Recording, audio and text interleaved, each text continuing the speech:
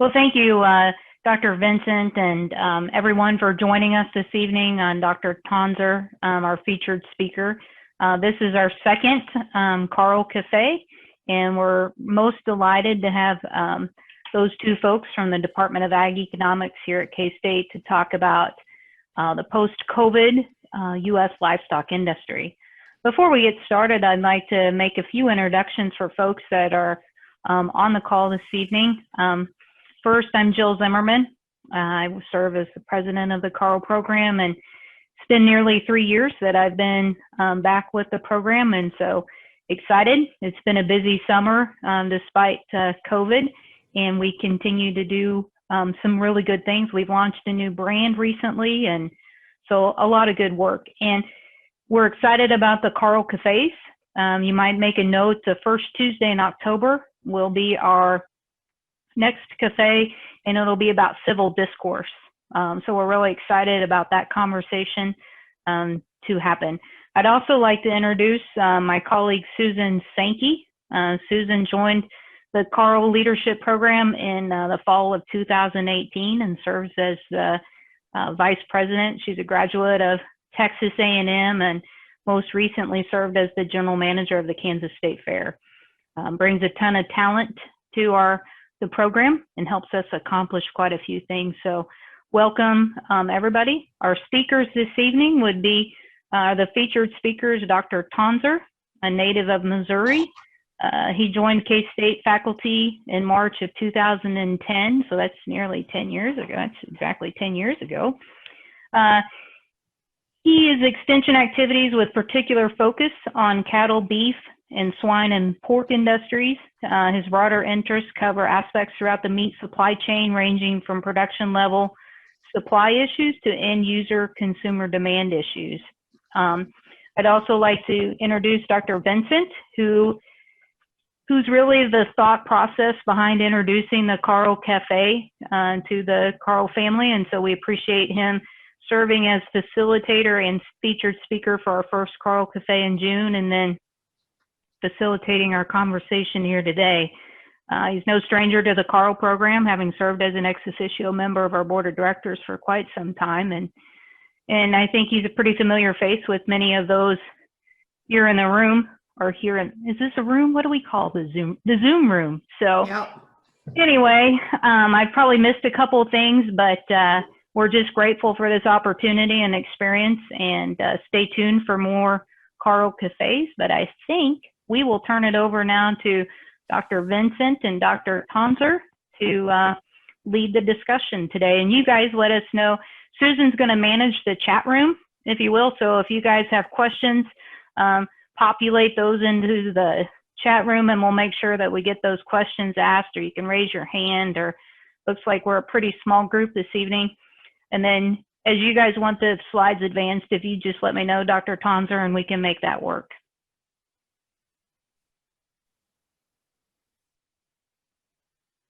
Thank you very much, Jill. Well, my job this evening is very easy.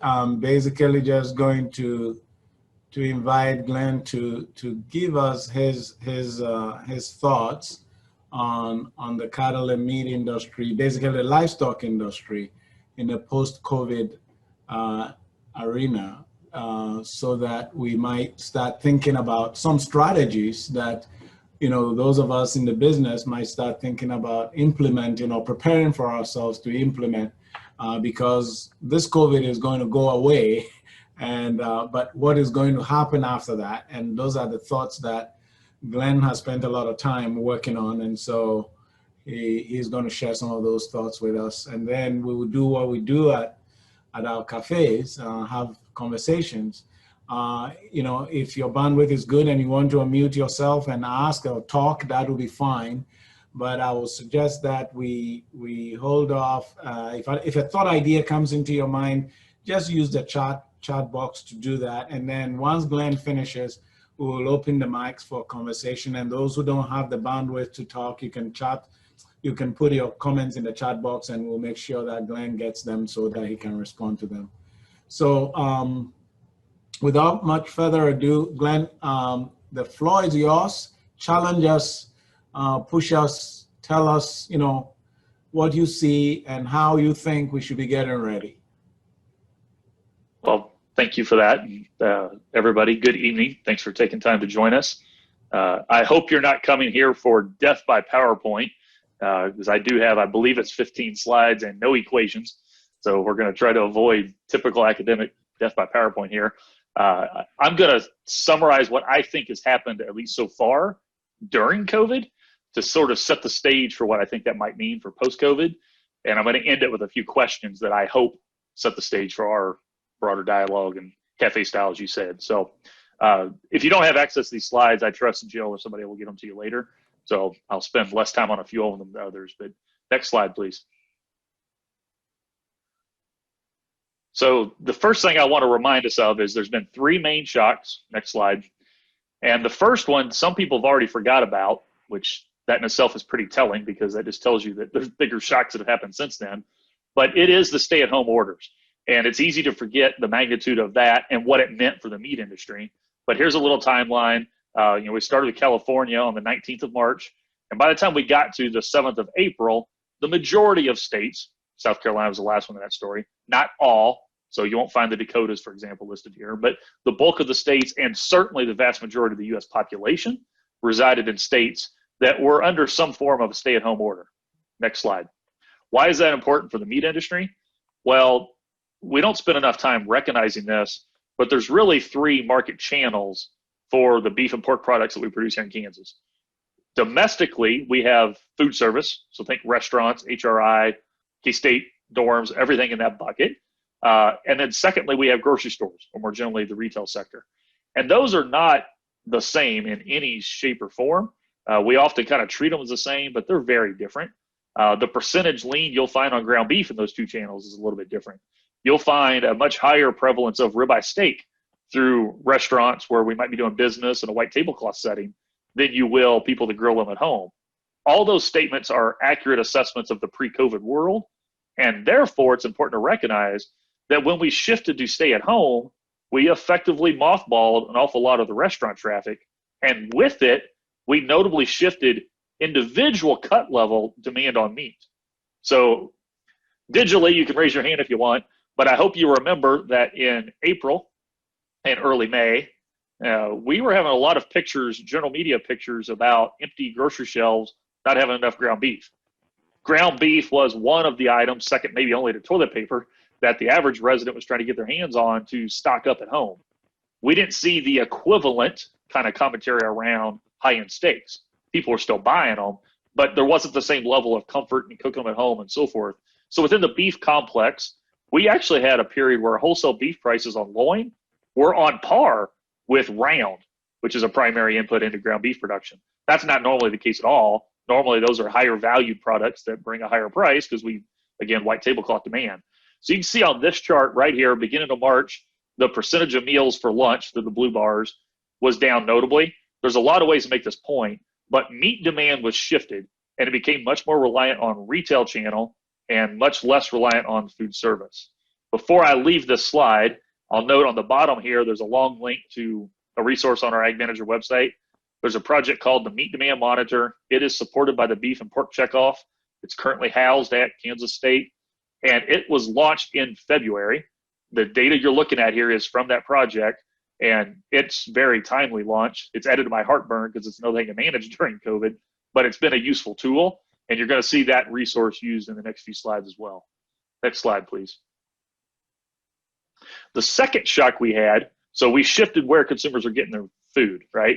And I tried to make the comment about steak demand versus ground. I'll give you the parallel story on pork here in a few minutes. The second shock was mainly a supply chain challenge. So the first one mainly was a demand change that led to some supply chain challenges. So the supply chain implications were secondary.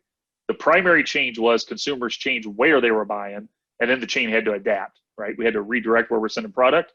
The supply change that happened after that, largely in April and early May, was we struggled to harvest animals.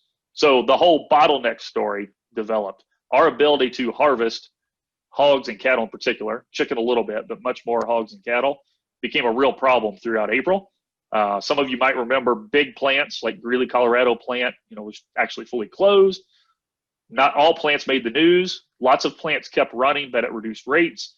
Almost all plants, including the major ones in our state, struggled to have regular labor show up in the same way, get them in the right spots and so forth. So even those that didn't make the news with closures, they weren't running full throttle because they had to adjust, right?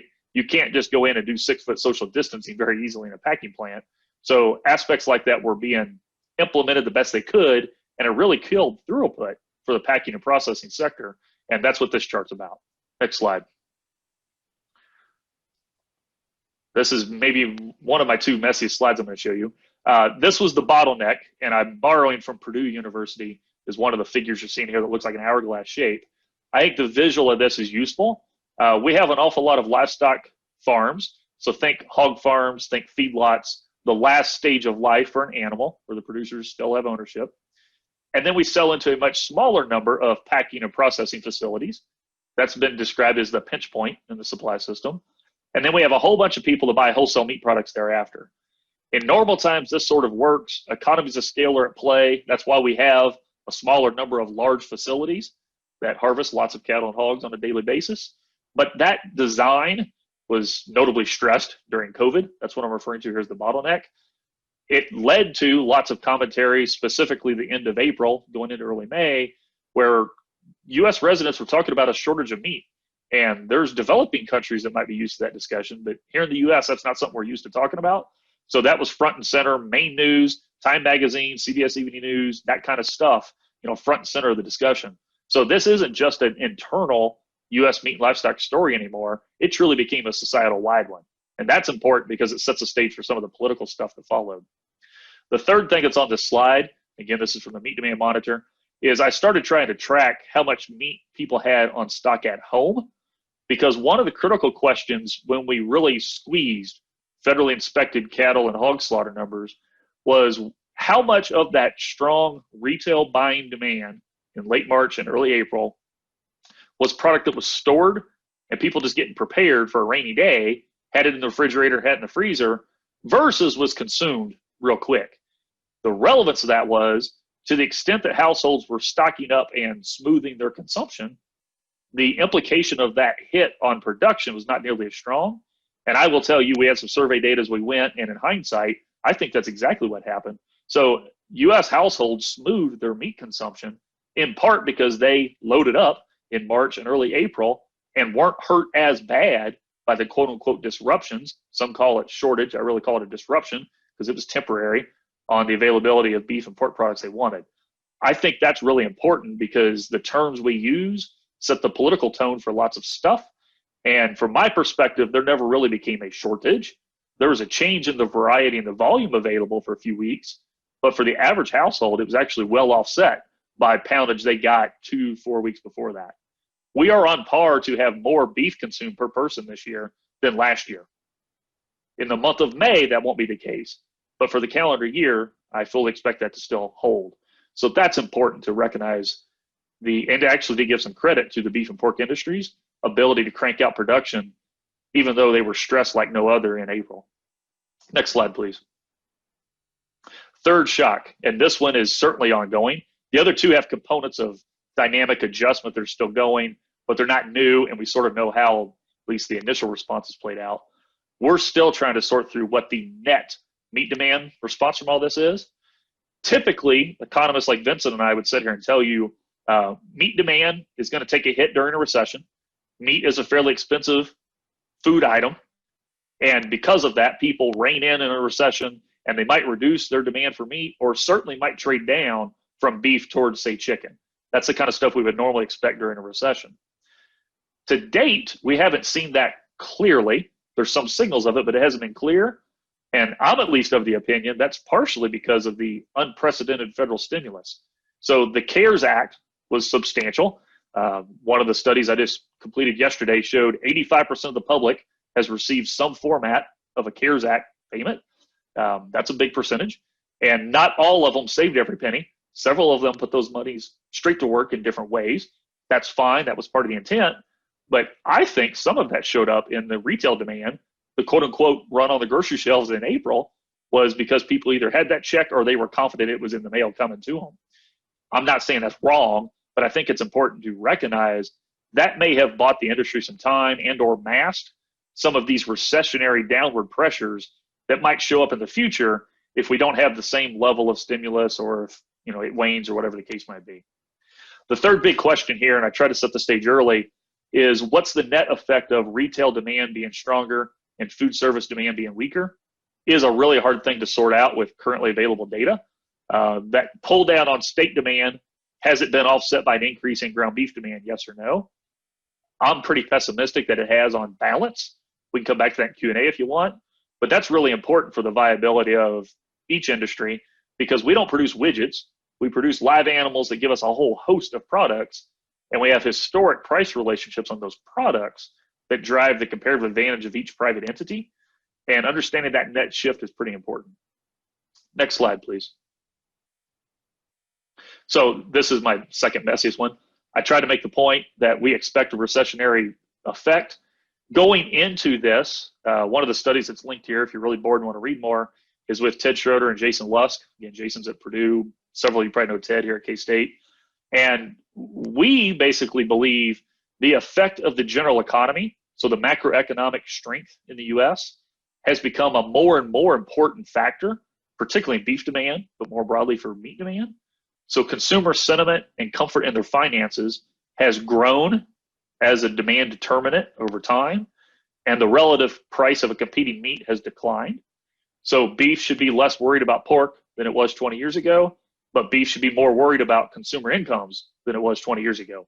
Just to synthesize that point, I was harping on this for years going into COVID, but as a play on my last slide, that's really important to think through.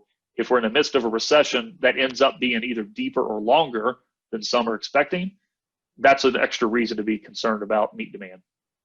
Next slide. All right, so what are the broad implications? I have 3 slides in a row on this. Give you a quick reminder. That first shock sent everybody home, started consuming food at home, shut down food service, so to speak. We need to appreciate the difference between ground beef and muscle product demand. On the pork side, bacon, ham, and loin aren't the same.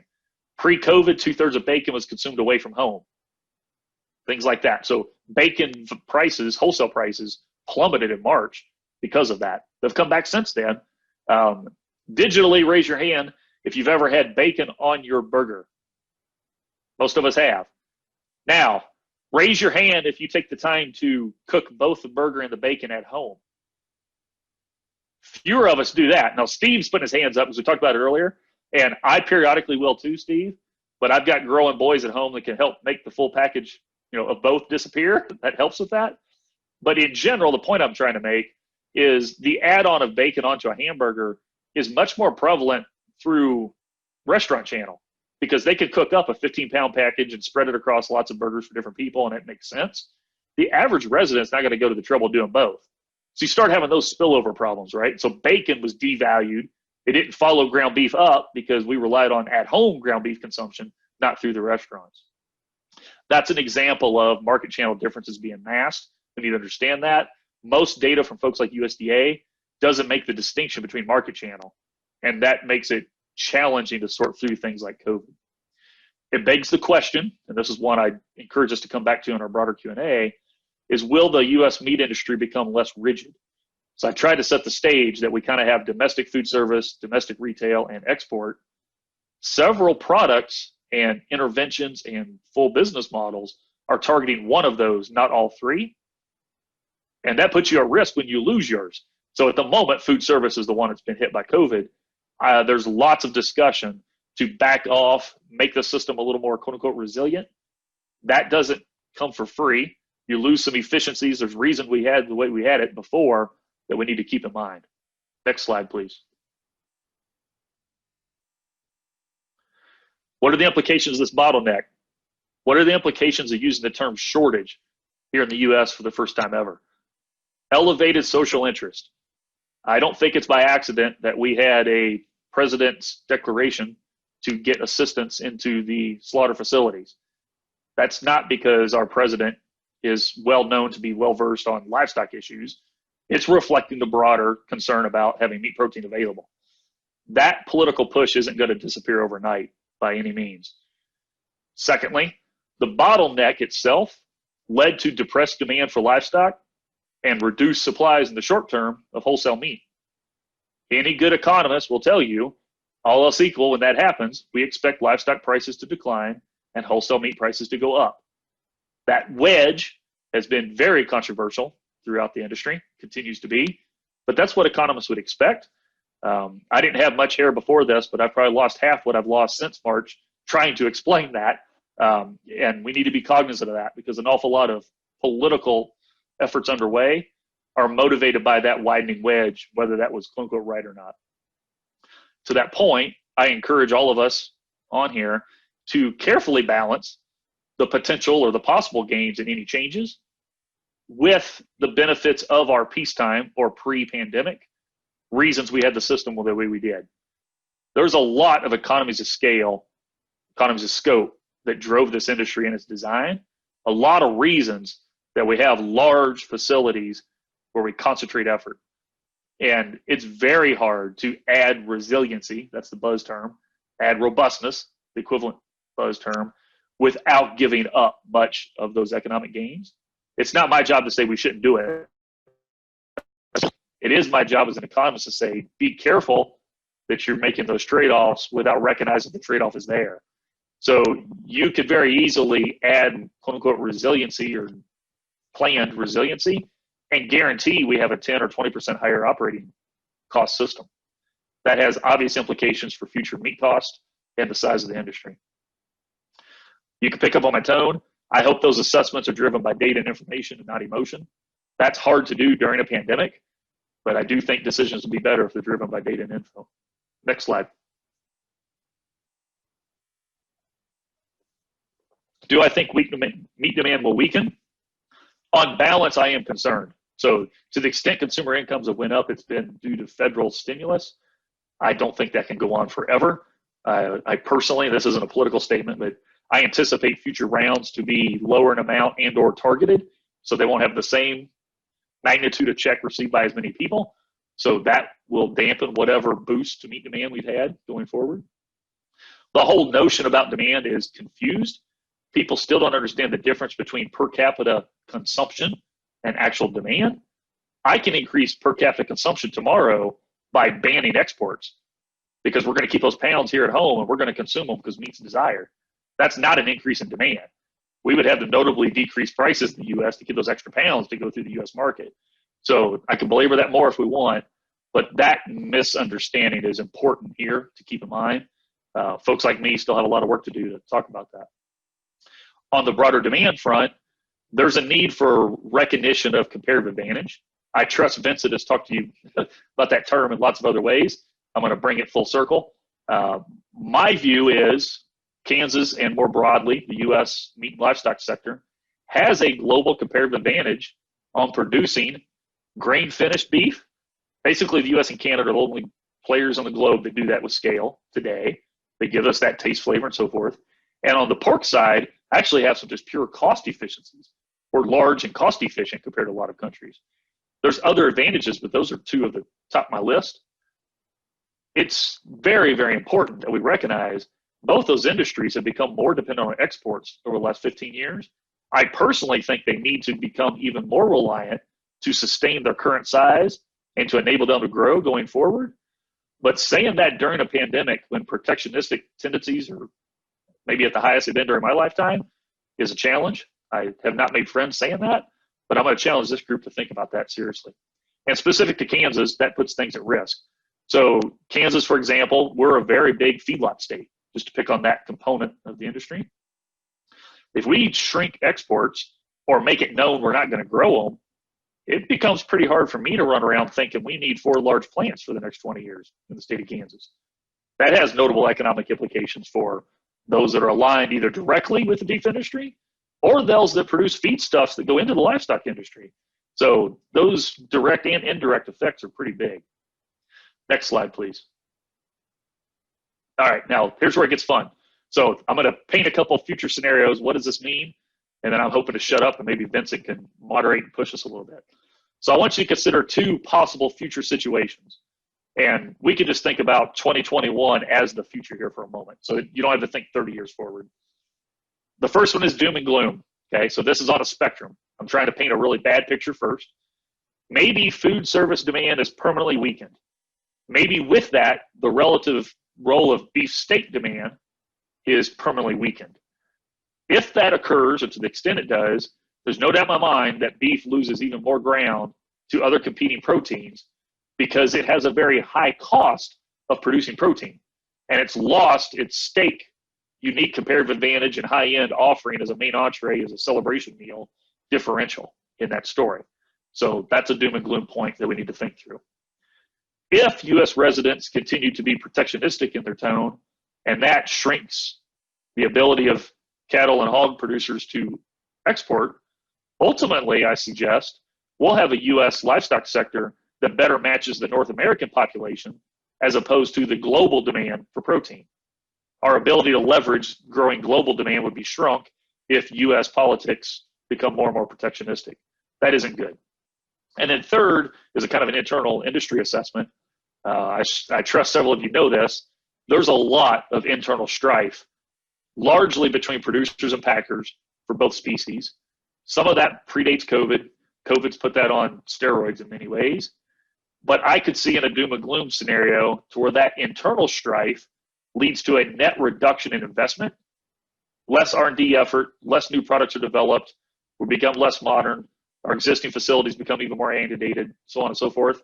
If that occurs, the meat category falls behind other food categories more broadly. So hopefully I painted a doom and gloom picture first. Next slide.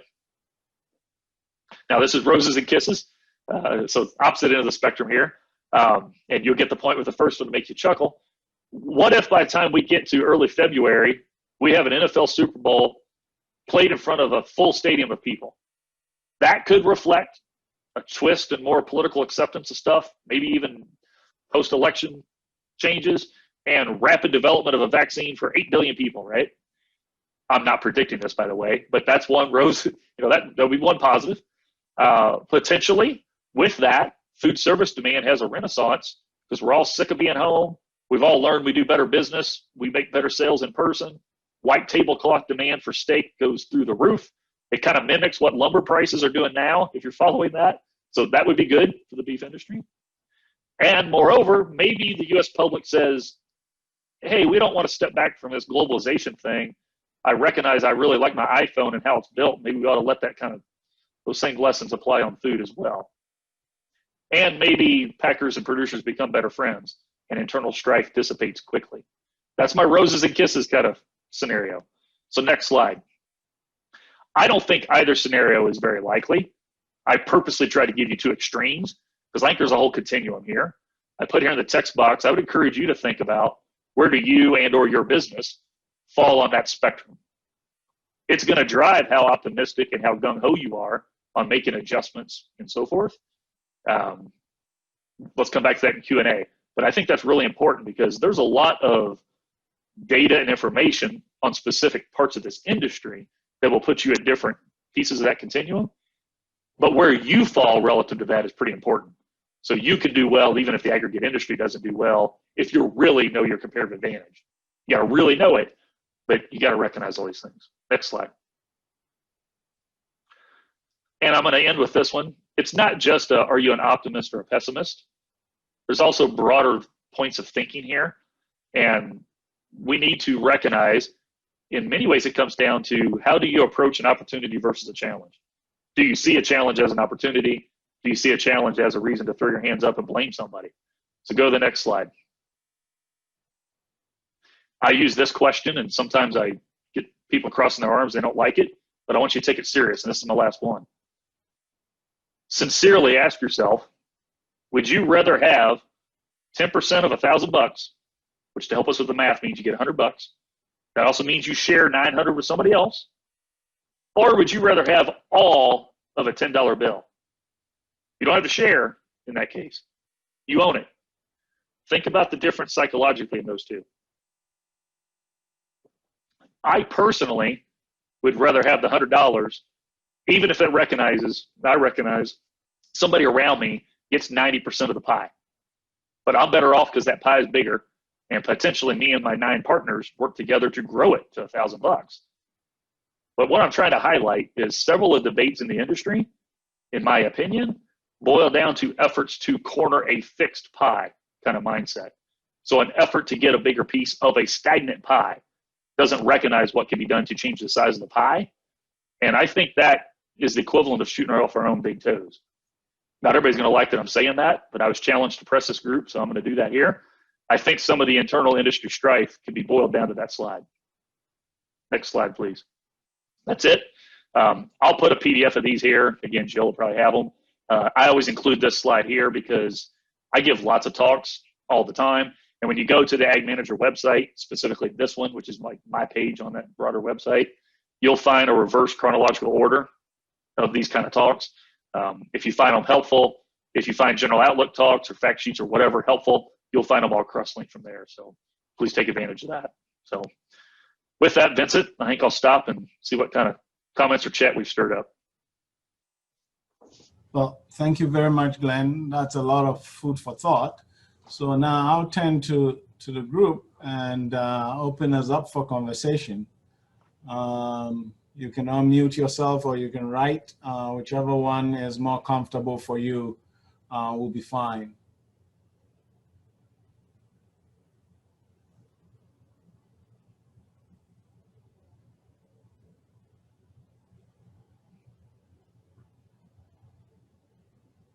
Okay, Richard. Glenn, go ahead. Glenn, I'll ask you a question. This is Leland Brown, Kansas City.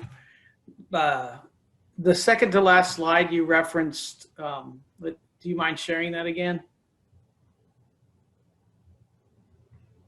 Yes, Leland, I'll get that. Second to the last one. Yeah, the second to last slide is talking about, you know, the Whether pie. you get 10% or you get $100. Right. Do you have specifics or an example of where you think we're being rather small-minded in certain either segments or where was that coming from? So I could give you several, but the one that's front and center and most common is what I honestly believe is a misuse of the farmer's share of the retail dollar statistic. How people approach it, don't recognize how it's calculated, and that's one of them that's in my mind. Just because I've given advice to USDA over time, I will tell you how it's derived. I question if it's even derived right. But here I'm trying to point to what's the point of going from 20 to 21% of the retail dollar if doing so shrinks the retail dollar. I've said this in other webinars, is I'm not against the local butcher shop, harvest your own, sell the whole cow models. There's versions of that have sprung up, particularly during COVID because we had challenges processing. So more local beef, local pork exercises. I have nothing against that. That's an example of you getting almost 100% of the pie, right? I raise the steer, just pretend it's from birth to harvest. I process it. I have all the freezers. I do all the marketing. I do everything.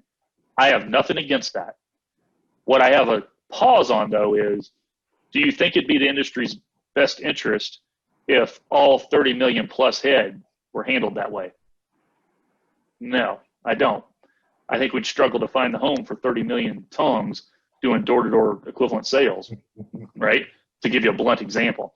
So there's a place for that, and that's an example of getting 100% of a pie, but I think the industry's better off by letting somebody else do something, letting somebody else specialize in processing, letting somebody else specialize in marketing, letting somebody else specialize in this and that, which means share the pie. But I'm of the opinion that beef demand is stronger today because we've had things like an increase in the percent prime. I'm not sure you would have those changes in the direct economic signals for it if everybody was just trying to get 100% of a stagnant pie. Does that make sense? So yeah, thank you. Yeah, the farmer's share statistic is probably the best one to interject here. You could probably even put a spin on this on, producers' views on the cooperative world. Can you do better by partnering with somebody else, right? And many times you can, but you've got to be willing to share for that to work. So I am a big fan of pursuit of win-win outcomes. I'm not naive enough to think they're always possible. I am a realist at times, but I think it should be the first step in a negotiation because I think it's more likely to be viable long-term. And I get concerned that too many people don't even make the first step towards a win-win pursuit, basically.